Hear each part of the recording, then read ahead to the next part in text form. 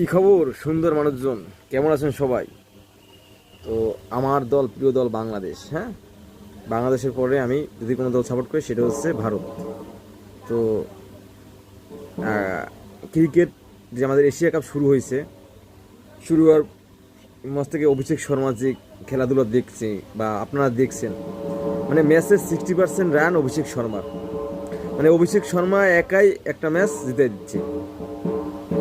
তো কালকে ছিল ফাইনাল, এশিয়া কাপের ফাইনাল খেলা।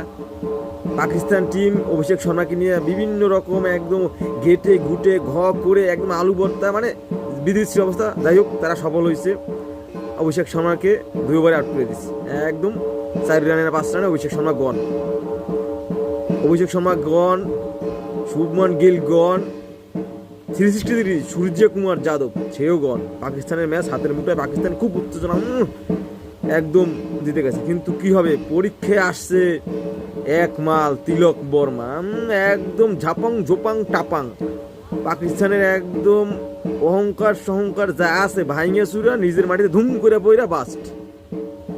কি একটা অবস্থা রে হারিস রে। ইস, মনা বাড়ি দিয়ে কলা সব খাইস, কলা খাইস না কিন্তু।